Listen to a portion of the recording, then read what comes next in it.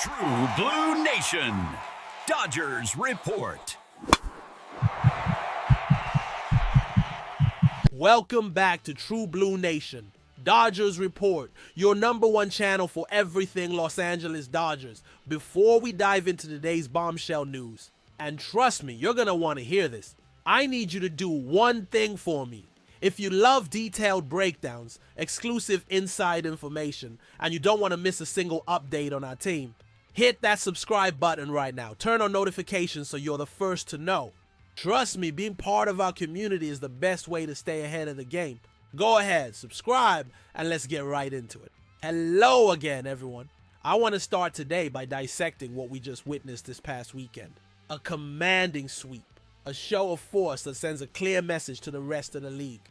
And while it was a complete team effort with crucial contributions from top to bottom, yes, I'm talking about Teoscar Hernandez's monster swings and the solid work from the bullpen, like Alex Veicia's appearance, I want to focus on 3 pillars that define this series. The mastery of a veteran, the defensive genius of a cornerstone, and the resurgence of a superstar. Let's start with the man who took the mound on Friday night and reminded us all why he's a living legend, Clayton Kershaw.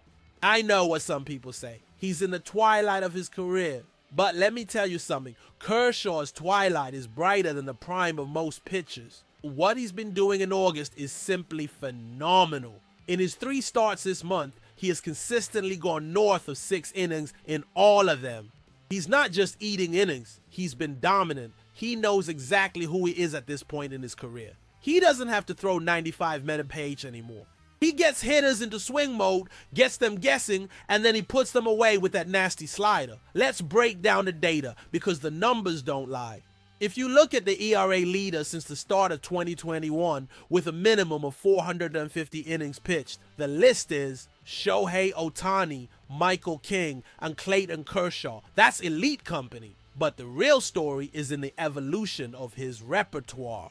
From 2008 to 2017 when I faced him, it was a lethal combination of a power fastball and a 12-6 curveball with an insane break. That's how he dominated. Now, fast forward to the 2021-2025 period. The game has changed. He's throwing the slider 44% of the time. The 4-seam fastball is down to 37.2% and the curveball is at 16%. The slider isn't just a pitch, it's his primary weapon. It's what he uses to get ahead in the count, to generate weak contact, and to finish hitters off. On Friday, we saw a masterclass in how to use that weapon. Take the first at-bat of the night against Luis Arias, one of the purest hitters in the game. Arias comes out swinging at the first pitch and misses 0-1. And then he attempts to bunt. An odd decision, but it shows how uncomfortable Kershaw made him. Now it's 0-2. Kershaw, knowing Arias is trying to protect, throws a slider that looks like it's going to catch the middle of the plate, but breaks sharply down and away. Arias can't hold up his swing. It's a strikeout. Kershaw knows that if he teases a hitter with something that looks good for long enough, discipline goes out the window. He repeated this formula all night.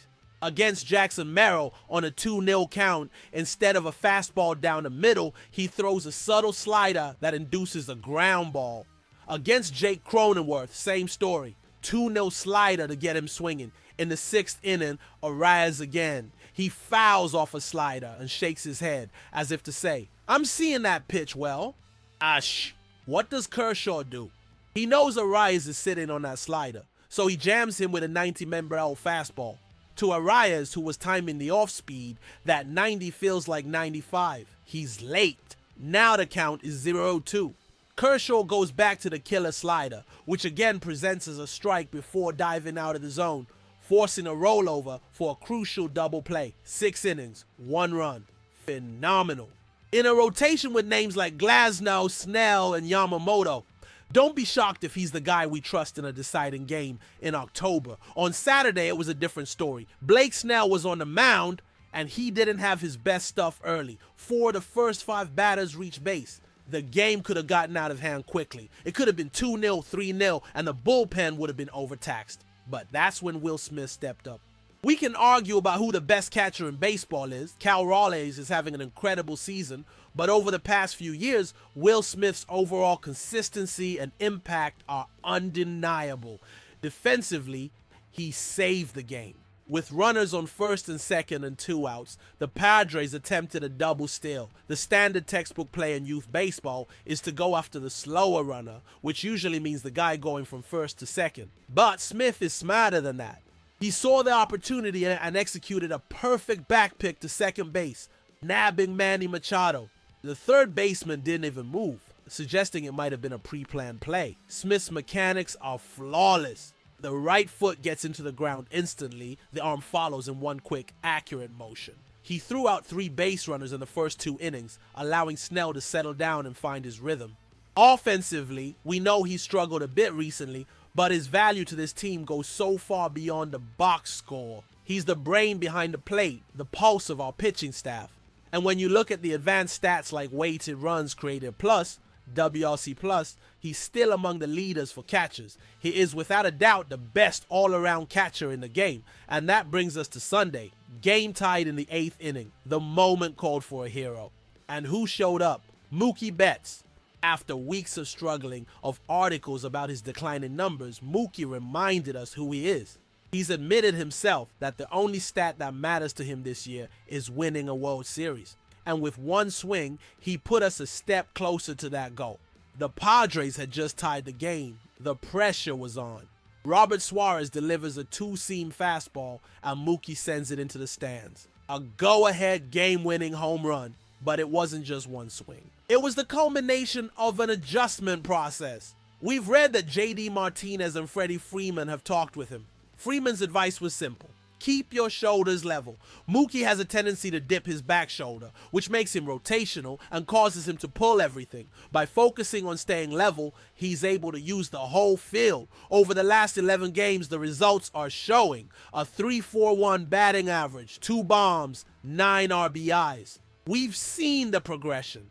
We saw the bad swings in Tampa, where he was trying to yank everything. Then a lucky hit here. Some hard contact there.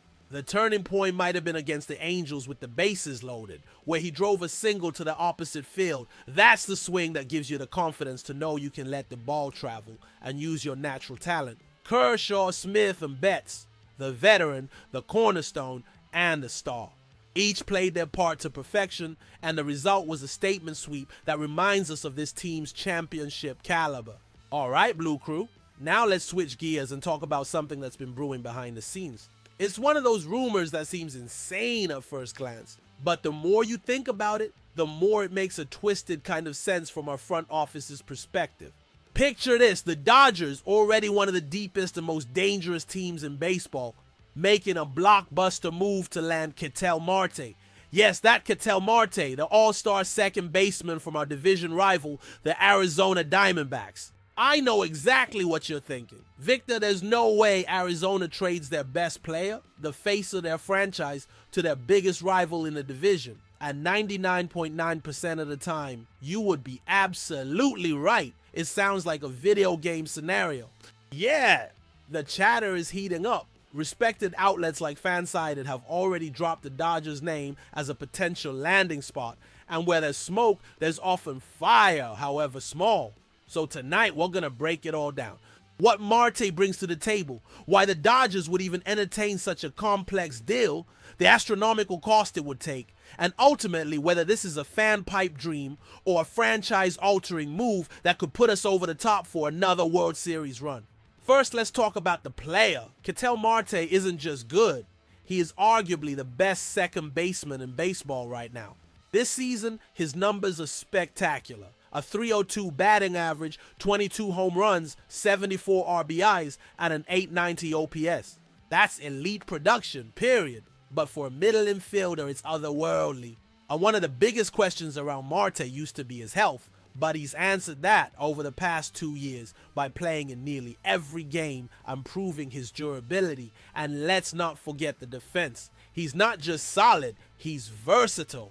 He can play second, shortstop, and even the outfield if you need him to. Simply put, Marte is a switch-hitting star with pop, average, and flexibility. In other words, he's everything a team like the Dodgers dreams of adding to an already loaded lineup.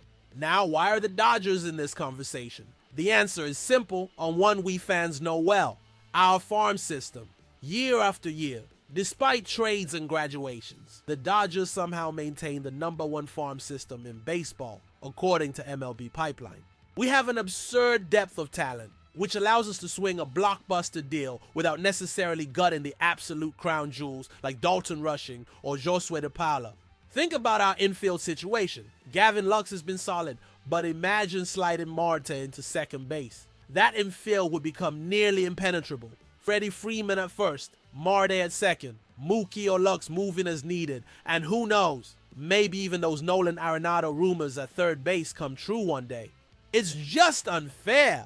Now picture the lineup: Mookie Betts is leading off, KETEL Marte hitting second, Shohei Ohtani third, Freddie Freeman fourth, Will Smith fifth, Teoscar Hernandez sixth. That is an absolute nightmare for opposing pitchers. Marte's ability as a switch hitter to get on base would give Dave Roberts unprecedented lineup flexibility. But here's the major hurdle, and it's a massive one: intradivisional trades already rare. Trading an all-star, a franchise cornerstone, to the team to beat in your own division, that's nearly unheard of. If Arizona's front office makes this deal, they are essentially waving the white flag, admitting they can't compete with us for the next few years. It would be a devastating blow to their fan base's morale. That's why experts say there is close to a 0% chance of the Diamondbacks actually going through with it.